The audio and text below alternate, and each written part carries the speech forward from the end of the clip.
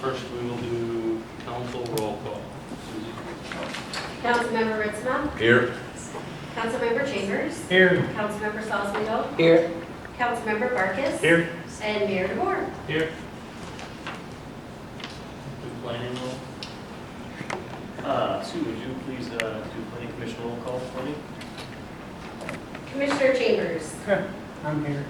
Commissioner Gadula, Here. Here. yes, Commissioner Barnett, Here. Commissioner Cadwalder, and both are absent, and Chair Ellis. I am here. I make a motion to approve their absence here. Sure, I'll make a motion that we approve the absence. Any support? Second. Discussion? All in favor say aye. Aye. All opposed the same. So be it. Very good. Thank you, Sue. Council motion to approve the agenda for tonight. I'll make that motion. And I'll support. Discussion or changes? Hearing none, we'll vote. All those in favor signify by saying aye. Aye. Opposed? The agenda is approved. Citizen comment for agenda items first. I still have first, I'm going first. Tyler Kent, 280 Jane Allen. Just wanted to make the comment that I appreciate all the work that went into master plan development, in a number of months, a year and a half to do this. I appreciate that. It was a little unclear if we're approving the master plan today or just doing a public review of it. I know there were some changes that were proposed, however, I haven't had an opportunity, or the public hasn't really gotten an opportunity to see those. If you go on your website, it's not out there. Even the master plan isn't out there currently to review that, so I would just encourage that if we're looking to adopt any type of changes, we have a public forum to vet that and review that before it's approved. I'm not able to make comments without seeing what the changes are. So it's my recommendation, and I just want my opportunity to participate. Thank you. Anybody else? All right, we'll turn it over to planning for the master plan review. Thank you. Andy, do you want to run us through a generic? Yep. Not So- generic, but a brief summary. It's Yeah, so quickly, please don't read it. yeah, so we're not gonna read the whole thing tonight. We have so we put together a brief slideshow that we'll walk through. It just reviews sort of the highlights, and then I think where I want to go is we'll have a conversation about this. I'd like to just hear input from City Council and Planning Commission, discuss any potential changes. I'm not anticipating City Council adoption tonight, but that can be done in a couple of weeks. If there's any changes, we can quickly make those updates and get it redistributed, posted on the website for public review and all that. So I consider tonight's meeting just kind of a working session to make sure that the City Council and the Planning Commission are all on the same page. And if there's any adjustments that City Council would like to see, we have a chance to work with the Planning Commission and get those taken care of. So the planning process is kind of this 8-step process here. So we start out, we have to notice all of the neighboring jurisdictions that the city is in fact working on its master plan. The second part of this, the community profile, that's several chapters within the plan that looks at demographics and housing. We'll talk about some of the findings from that in a little bit. We did a fairly extensive public engagement effort to listen to the community throughout this process. We'll talk about that a little bit. The real kind of meat and potatoes of the plan itself are chapters 4, 5, and 6 in here, the goals and objectives, the future land use plan, and the implementation steps. Once those steps were all completed, we assembled a complete draft master plan, sent it out to the Planning Commission. Planning Commission reviewed it over a couple of meetings. It came to City Council. City Council approved the distribution of the draft several months ago. With that process, it requires that be sent out to the same group that received the notice in step 1. So Lowell Township and Virginia Township and the county and region and all these other entities get an opportunity to comment on the plan. Once that process is complete, which it now is, the Planning Commission holds a public hearing, which it did. It makes a recommendation for adoption. So now we're kind of at the end of this process.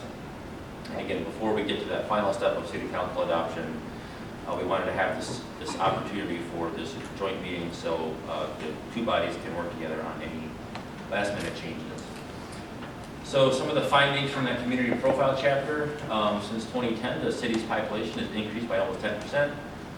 This has continued since 2020, and based on those past trends, the city's population will add at least another 300 residents by 2050, if not more. There's a lot of families within the city of Lowell, so your median age is a little bit lower than that of the state overall. And the rate of growth in the city has been a little bit higher, and that's reflective of a lot of West Michigan communities. We've seen growth throughout a lot of Kent County, Ottawa County, and Allen as well. Most of the housing in the community is occupied. There's about a 2-to-1 split between owner-occupied versus renter-occupied, according to the census. Most of that is single-family homes, but of course we know there are quite a few apartment buildings or multifamily condos, and some manufactured housing as well. As of 2020, the median home sale values were estimated around $280,000 for a median mortgage payment of about $1,500 a month. Rent was comparable for about 1,000 square foot apartment. So as we've seen everywhere, and I think as everyone has known and realized over the last several years, is that those monthly housing costs are getting really expensive. And so one of the things that the Planning Commission has been working on over the last couple of years is looking for ways to increase housing supply within the city, and then what we can do to kind of address that housing crisis. But overall, there's a fairly diverse housing market in Lowell. Some communities where we work, it's just almost all single family, all large lot or something like that. The city is fortunate to have a fairly diverse base of housing opportunities here. Unemployment rate's low. Average commuting time is about 25 minutes, which again shouldn't surprise anybody, knowing that a lot of the city's population commutes to the Grand Rapids metro area for work.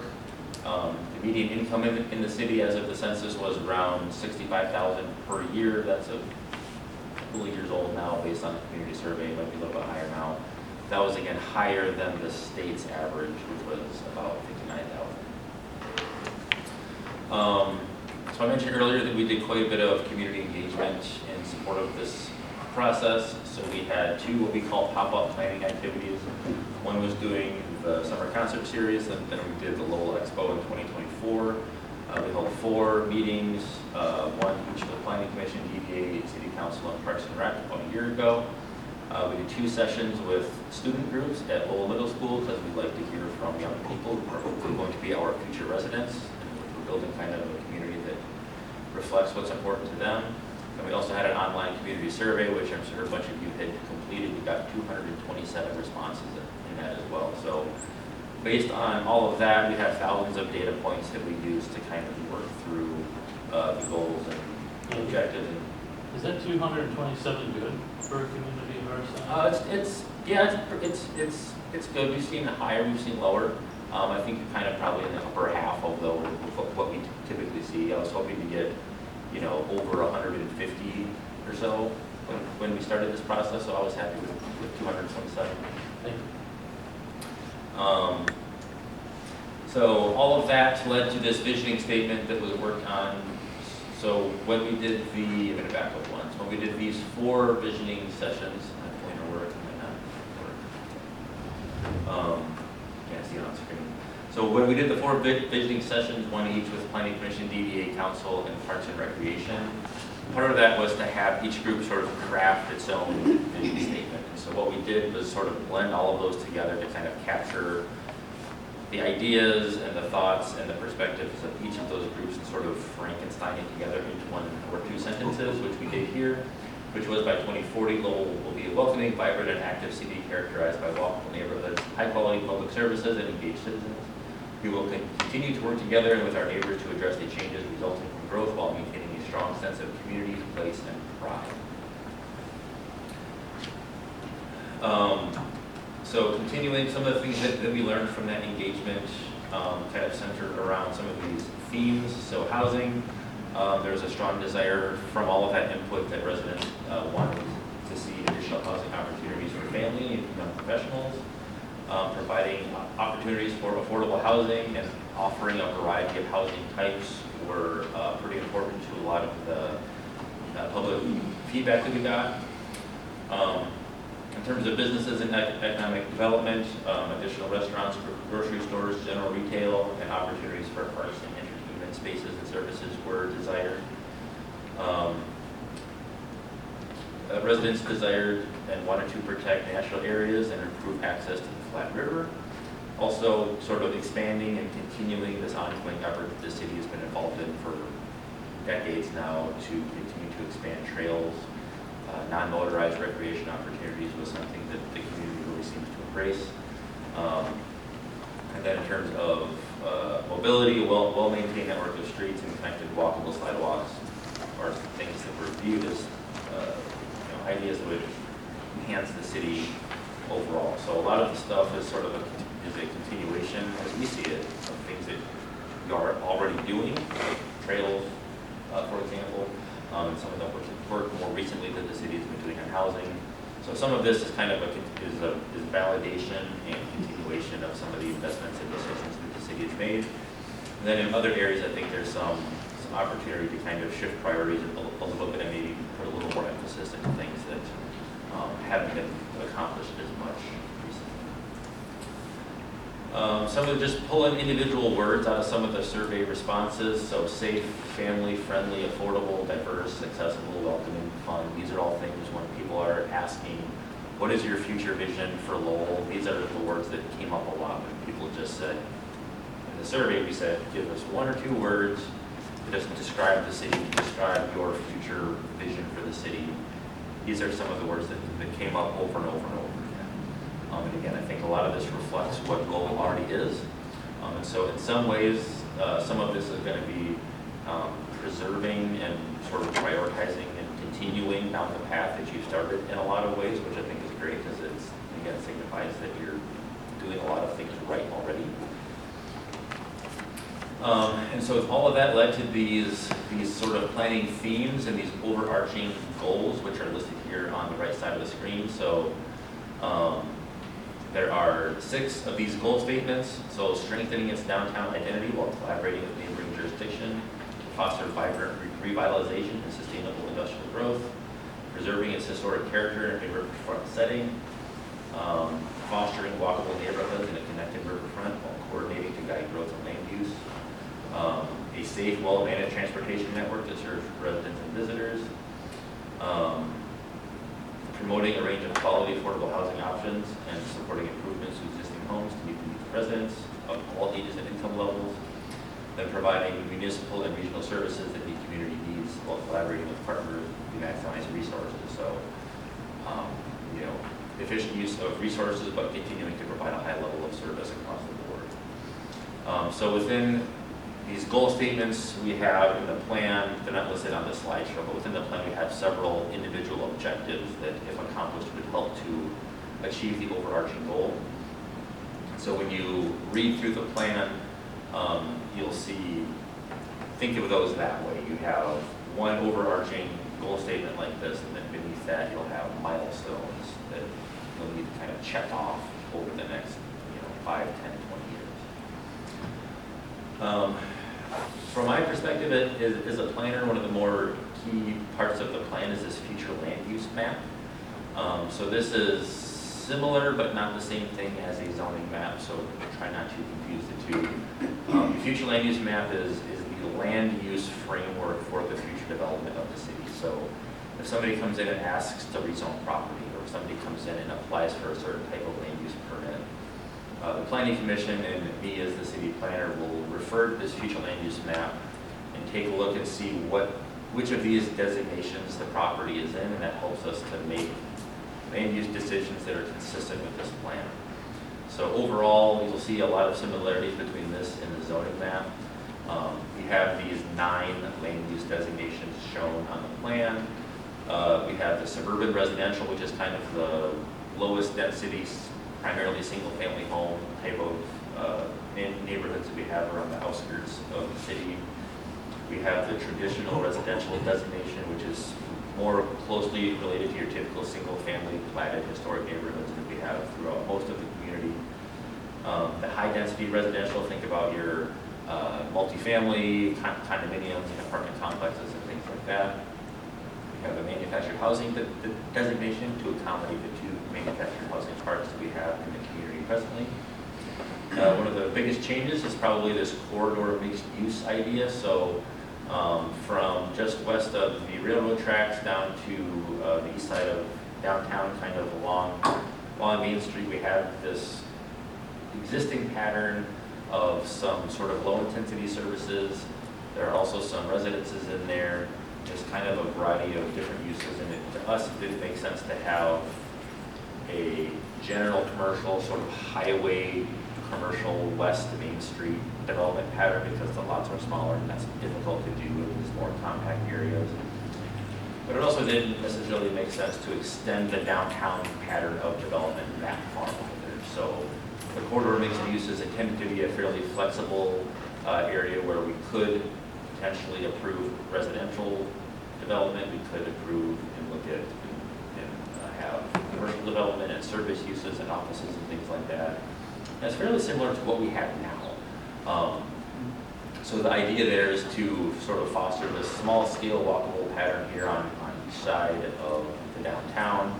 But what we don't want to see is something that is overemphasis of automobile oriented development like we see sometimes on the west end of Main Street. We have the downtown designation, which is pretty much from the light down to about Jackson, I think.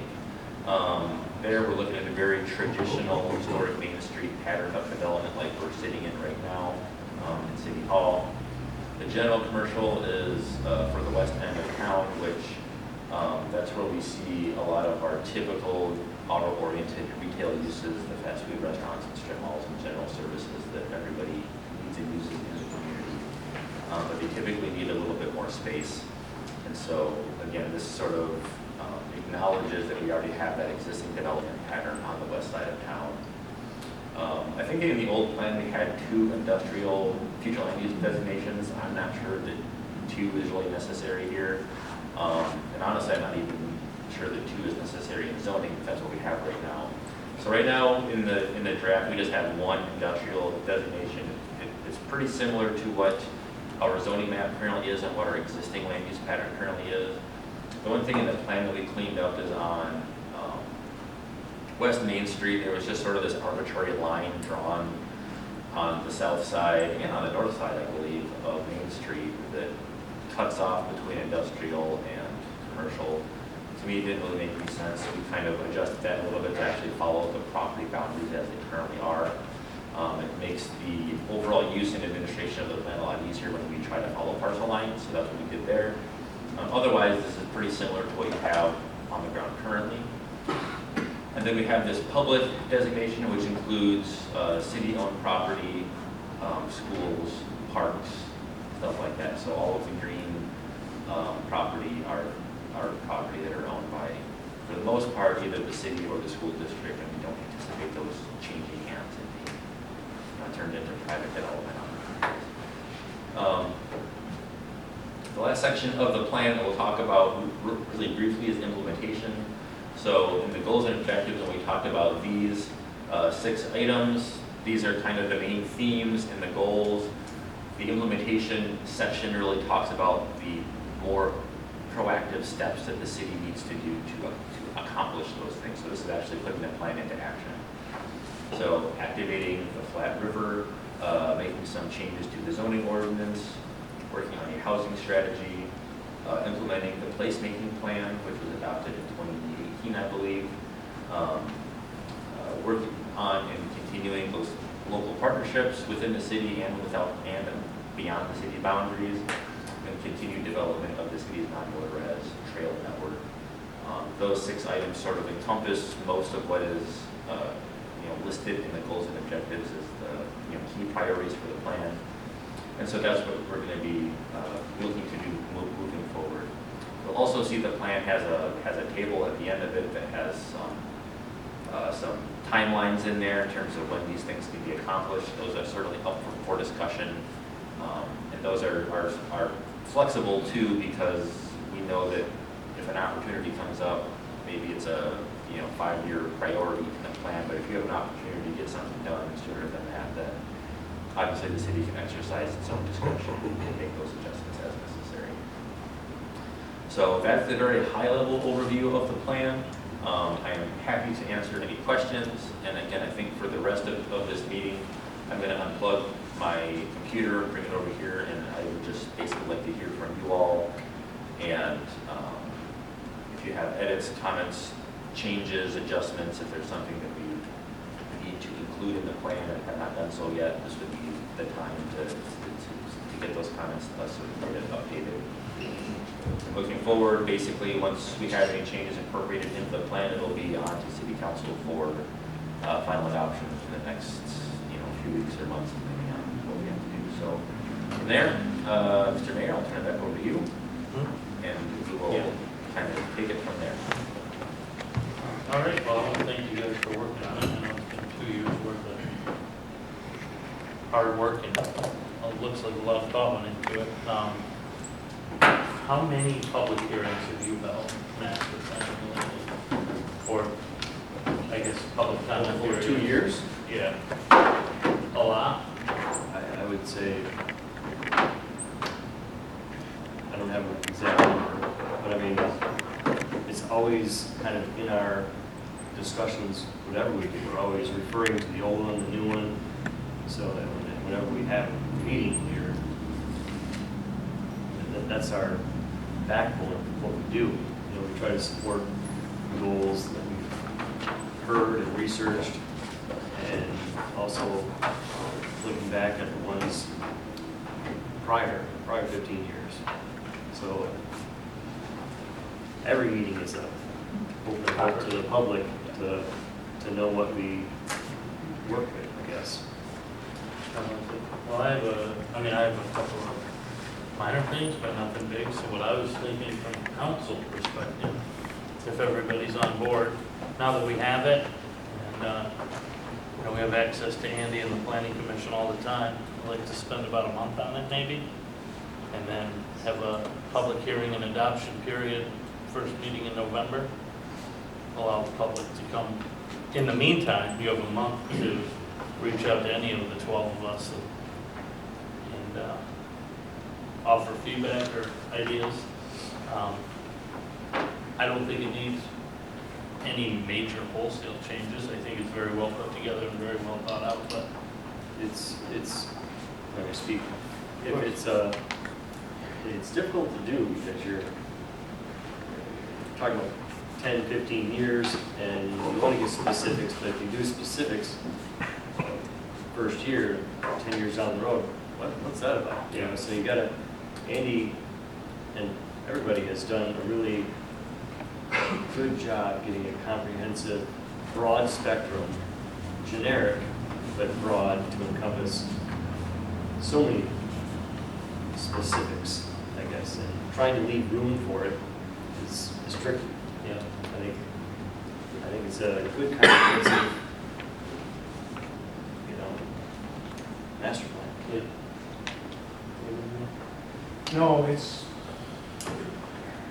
amazes me how long it took and how short it seemed it took, right? I know that doesn't sound right, but that's kind of how I feel.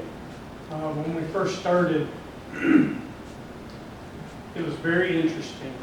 And some of our first stuff we worked on was almost 2 years ago. And times and things have changed slightly over that period. But I think as a board, as a whole, we thoroughly discussed everything. I don't think we left any stone unturned. You can have your own comments on that, but I believe we did the very best that this group could do. And it's not an easy process, but we worked together and we got it done.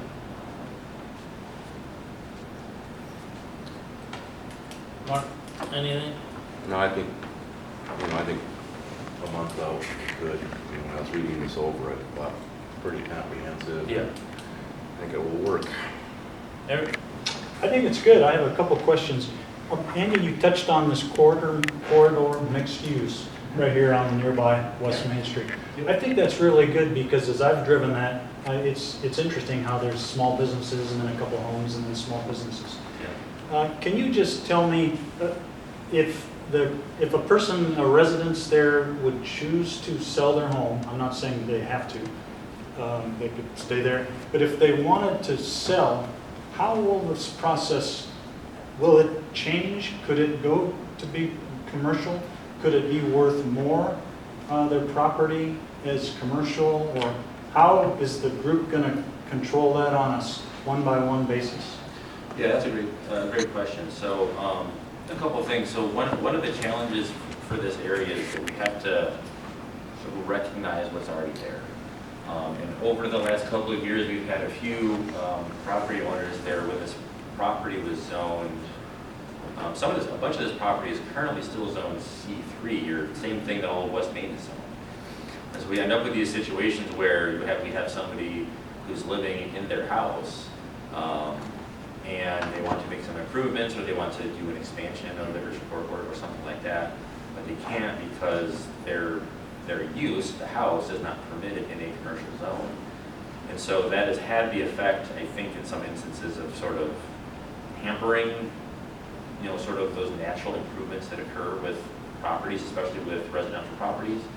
And so what we've done with a bunch of them is we made some changes to your C1, your neighborhood commercial district, which had barely ever been used, to allow for single-family residences in addition to some very small-scale businesses. So this tries to accommodate that as best we can. To answer your question directly, it really depends on the individual parcel.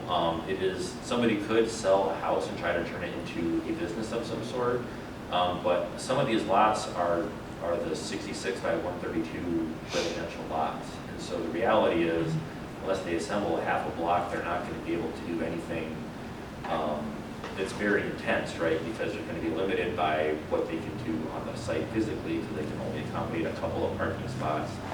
The building can only be so big. So you might see a conversion into like a small office or a very limited low intensity thing like that. I don't feel there is a huge risk of those turning into major businesses that are going to adversely impact the neighborhood. We see this as a better tool to really let people kind of become unbound a little bit by the zoning standards that are in there presently, because the plan doesn't give us a lot of flexibility right now. The language isn't super clear on what we can and should be doing with it. And so we're trying to make this more flexible and more usable for people so they have the options that are available to them. And it allows, I think, them to respond a little bit better to what the market is going to want, right? Some of these might, for some of them, it might make sense to look at a commercial option on one of these properties. But again, if you're on one of these small city lots, it's going to be a small scale commercial use, because that's really the only thing that can happen there. Okay. Next question regarding the number of stories of a building. I went back and read all of the survey data, and 82% of the residents either didn't want to neutral 4-story buildings. They were pretty clear that they did not want 4-story. 33% said absolutely not. So in your downtown section, you're stating 3 to 4 stories, and does this, so I kind of have a little issue with that. I mean, I'm biased, right? I live in the downtown. I don't know if I'd like 4-story buildings or not, but how do you correspond the survey data with your plan? So part of that is sort of the recognition of where we are currently in zoning. So I think here downtown right now, we have a 40-foot limitation on building height. So depending on the type of building, I think it might be possible now to do 4 stories, maybe. That said, if there's kind of a broad consensus that 3 is as high as you want to go, we can change that in the plan as well. I'm certainly open to that. So these aren't musts, these are guidelines or recommendations? Correct. Yeah, think of the plan as like as a guide or a blueprint, right? This isn't going to be law, this is policy. So it's important, but as we look at zoning, there are gonna be other limitations and realities that we have to deal with in zoning, that, you know, pieces and parts of the plan are gonna, you know, work a little bit differently. And this is also a very long-term plan as well, so this isn't just about what someone can do next week or next month, but what they can do in 2040. Sure. Okay, one more thing. In the downtown, your plan states that office spaces, residences, and similar passive uses should be discouraged on the first floor. I see a bunch of good office spaces on the first floor. Is that something you like to keep, or I'm not quite sure why you discourage an office space on the first floor? So that's in there because for a downtown to be, you know, active and vibrant, to have the people walking around and the pedestrian activity and all of that stuff, those sorts of things work better when you have active uses, what I would consider active uses on the ground floor. So retail, cafes, restaurants, things that can kind of spill out onto the sidewalk a little bit and activate the street. I agree, like there are lots of great offices and businesses like that are on the first floor of a building in Lowell, but if you're an office and you're 9 to 5 Monday through Friday, you're not adding a lot on the weekends, on the evenings to sort of enhance this overall street life and downtown character overall. So again, we're not saying that that's going to be totally banned, and if someone wants to open an office downtown, it's going to be disallowed. But I think it's something to think about moving forward, that if the city wants a vital downtown with a lot of activity, people walking around, and lots of stores and lots of shops, you know, those are going to need to occupy those ground floor spaces.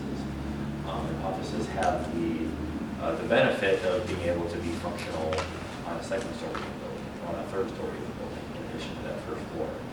You know, the second story retail shop is going to struggle more than something that is right on the sidewalk. Sure. So that's the thought process there again.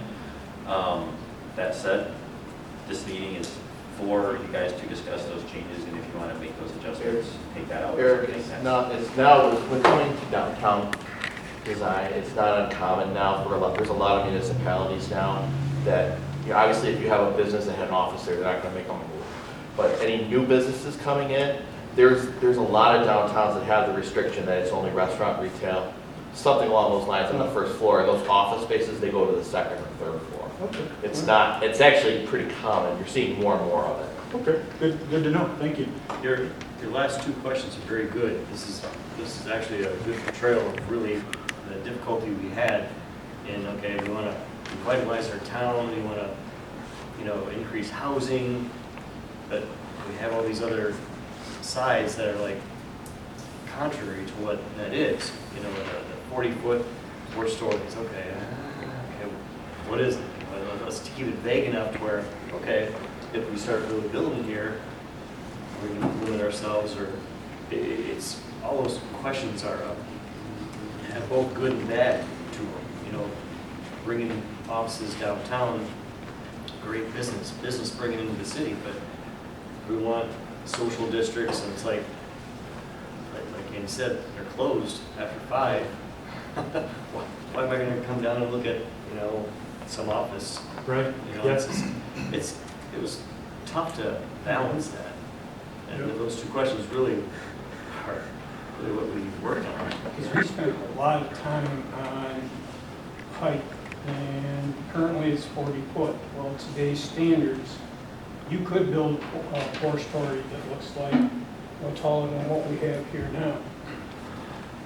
But you also have to keep in mind, when King Milling comes to us, they're building 7-story silos, right? So,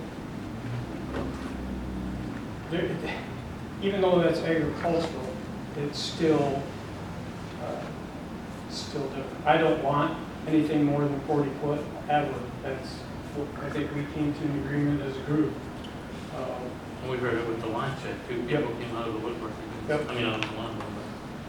But I do. I think location matters too. Sorry to interrupt. No, You put a 4-story thing up, blocking the river, people are going to come out of the woodwork because our downtown is full, and that's what we want. But if you put it over in the corner of Bowes Road, you probably get, small handful of neighbors or residents that maybe didn't like it. But Yeah, we spent a ton of time on that particular question, so. I'm going to ask one more, sorry, I wear out my welcome, but as far as the heights, I know you discussed it in the downtown area. In the other areas, for instance, I bring up the rollaway area, which has caused some turmoil. Have you, as a board, discussed in the future how to handle multi-story, 3-story, or 4-story developments close to residences? Have you worked that out, thought that through? Because it has caused some consternation. I don't see any language in the plan for that. The ordinances are set there to keep everything in check. I mean, a special land use, we'll look at it, you know, we're open to most any ideas, but I mean, pretty much every zoning district now has a limitation of 35-foot building height, except for commercial, I think is 40, downtown is 40, and industrial, I think is 40, so nothing's going taller than that unless you go PUD or you get a variance or something like that, which in those cases, you've got a lot of discretion to say no to the type of project you don't want. Otherwise, this isn't really proposing any changes from the way the zoning currently works in the city for building height. The number of stories is in there, but for our downtown, I don't think we have, in zoning, we don't have a limitation on the number of stories. I think it's just the number of feet. So if you can get 4 stories in there, if you're, as long as you're underneath that 40-foot cap, that's something that I think could get permitted today. I think I'm not 100% on that. So I don't, that's not something that we talked about changing because, I mean, at least from my perspective, and I know that project wasn't super popular with everybody, but I personally didn't have a huge problem with the height, that was proposed for the rollway site. I thought that was a good use of that property, honestly. We just dealt with the Greenridge property about those apartments going back, right? And they're going to be 3-story, and they have to do fencing to stop lighting from going into residential and stuff like that. I think on that one, it was the emergency access from 21 back to Bowles Road, right? That's where the sticky point was, but we worked through it and we got through it. But yeah, currently we do have 3-story buildings, apartment complexes that are going to be built in the city. Greenridge is a good example of that. I mean, parking is always a limitation too, to roll away. Like, you gotta have enough parking. You can't, populated area that doesn't have the means to hold the people either. And they did come back with the right amount for the property, if I remember right. That was a long time ago. also, Andy said it's a guideline, right? Yep. We're not Right. writing a new law book to. And these Encourage these are our ideas of what the community wants and doesn't want, and, yeah. You want to be so restricted, you can't do anything. We still have a knowledgeable and effective planning commission and a hopefully knowledgeable and effective city council as benchmarks when you go on a case-by-case basis. And that allows plenty of time for more public input, even more public input. Thank you for your questions. Yes, thank you. There's a ton of work here, and I know you've put in a lot of good effort and time, so thank you. Good job. Mr. Stolzweedle? I would like to see this draft get out to the John Q. Public for their review, knowing it's not the Bible. It could be subject to change and their comments. At least everybody give them some time to view it, look at it, get back with some input to both boards, and go from there. A lot of good information in here. There's a couple things I'd like to see tweaked as we go on and start talking about those, and we'll go from there. I think a month is an adequate amount of time. Well, we'll see what the John Q. Public has to say to us when it comes back and they have time reviewing it. We may have to extend it if there's a lot of controversy or there's some things that just isn't clear, and we'll make it clear so that everybody understands it. Make your job easier down the road Yeah. too, when it comes on up and somebody says, I want this, here it is, subject to change. It's hard to hard to understand the generalization, yet the long term. Yep. People want, society now wants it now, tomorrow they want something different. Yeah, that's like, makes us sweat a little bit when we're trying to get a general thing for 10, 15 years out, you know? It's hard to get people who are happy and content to give you feedback. It's easy to get feedback from people when they're mad about something. Maybe a 6-week window. I mean, usually our first of the month meetings are pretty thorough. So maybe that meeting right before Thanksgiving gives people 6 weeks. 8 weeks? Yeah, Oh yeah, yeah, because October. we got September left. I'm already in October. I'm just hanging out there waiting for this weather to be over. So, You get the election the next day for the first one. yeah, that's true. Yeah, so let's do that. We'll get on the city website. Maybe get some, if people want to request a hard copy at City Hall, maybe we can do it that way. Email them the version that we got here, the Dropbox. And I think 8 weeks gives, you guys already met this month, right? Or next week? So it gives you 4 council meetings and a planning meeting and What does it say, 184 pages, if I remember Yeah. correctly? It's a lot. A lot of that's 3 information. pages a day. That'll be it. Exactly, I didn't say that. Well, the actual plan There's is some about pictures on something there like too, so- 95. Yeah, it's a Oh, picture book. 95? Yeah, so the 180 is, so we attach the full results of all the input, the appendix at the end. There was so much input and so many comments that there's a lot, Yeah. like half that document is just input from the That's a picture book too, so people like that. Yeah, people, yeah, I do, I believe they like that. Commissioners' comments? John? Mike? Tom? Sure? Andy? I'm good, so just so we're clear on process, so right now the plan is sort of on city council, right? So any changes that you would want to see, I guess, get those to me as quickly as possible, because I need to make sure that we follow the statute correctly procedurally, so that we can get it to you.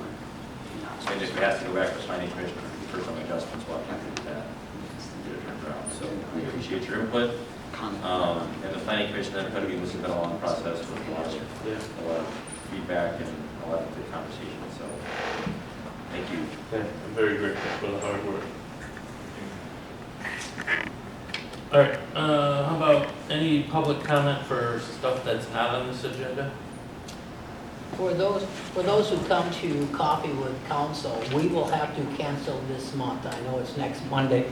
There is a very important meeting happening between us and the townships regarding the fire, and it's very important that we be there. So I think it's important that the whole board be there, so we will not have coffee with council. Make it again that, but and we'll put it on the website, so just FYI for those who may want to come. Yep. All right, Mary Lee Leponzi, 775 Alton Ash Avenue Southeast, property owner in the city at 717 East Main Street. I just want to talk a little bit about public hearings and the process in which they are scheduled, because the Planning Commission only had one official public hearing for this, and I am positive that it was properly noticed, but it's not on the front page of the city website. I go to all the meetings, and I had, like, when I showed up in August, I don't know if you guys knew it was on the agenda, I was surprised because I had been looking, I sent you guys an email and I would have sent that to the planning commission before that meeting, but in August, it was like, wow, you guys are doing this tonight, like, I didn't realize that. Once upon a time, the city council and planning commission voted to set their own public hearings. So something would come before the body, they would vote and they'd say, we're gonna vote and set a public hearing for the next meeting, and that seemed to make it really crystal clear. I think especially, I'm really glad that you guys are waiting a month on this, because I don't know if you put it in the newsletter, but this would be, I mean, I just feel like there could be more opportunities to let people know what's going on, because I was really surprised at, you know, like I said, I'm positive it was in wherever it needed to be, but it was was on the like, website. I know it yeah, was on the well, it's website. not on the front page, because I have a It was on the screenshot. news. It was in the notices, like if you scroll Yeah. all the way down to the Yeah, it was bottom of in the the news. notices. I'm just saying that I think it probably could have been a little bit more front and center, because I think it took a lot of people by surprise that when it came up for that public hearing. And there was only one official public hearing. I know you guys have had it on the agenda for years. You know, but there was never an opportunity where it's like, please come and tell us what you think about this. That was only in August. In an official meeting capacity, you're correct. Mhm. But I will push back a little bit on the, there wasn't time for you to come tell us, the planning commission, what you think, because they were at Expo, and they had surveys, and they had, but as far as But I mean, as just far as actually seeing the draft Yeah. itself. I Fair mean, enough. because yes, you know, we did Yep. have all the conflicts and everything, but as far as actually seeing the draft itself, and I know Tyler has been at multiple meetings sharing his, you know, thoughts. So, I know people were saying things, I don't know, but as far as official public hearings, it was just Fair. one. To address that, we gathered all the information, and we're doing our homework, we're making our project. We don't really want to show what we want, and it's for the public, but it's like, we want to have it good for everybody to see before we really present it, you know, and when we got it all together, we were like, okay, let's go, let's show it to the public. So it's not necessarily we were keeping it from the public, it was more so we wanted to do our diligence in taking everybody's responses that we've gathered, the data, you know, getting that general but specific goals, and I think the method was very efficient, and now we're in the here's our project, here's our science project, so to speak, and we're refining it now. polish period. Yeah, it's a polishing period. There was a 60-day period, it was on the website. Probably what happened, I'm pretty sure what happened, we had it on the website, and everything on the website, especially when it's in the news category, expired on a certain date. So whatever the date was, it probably just went away. So we'll get it back out there. And now it'll be out there for 8 weeks, so it'll be plenty of time before any decisions are made. Maybe just put a reminder banner right on the homepage. Yeah. Click here for the master plan reminder, there's a public hearing in November, whatever the heck. And, because I don't want to keep, I think it's a great master plan. I don't want to keep it from people. I'd like as many people to see it as possible. So, I'm curious too. I think we're all curious. Hey, what do you think? how do we do? Now, you know, Yeah. Good. All right, anybody else for agenda items? Any council comments that we haven't already addressed?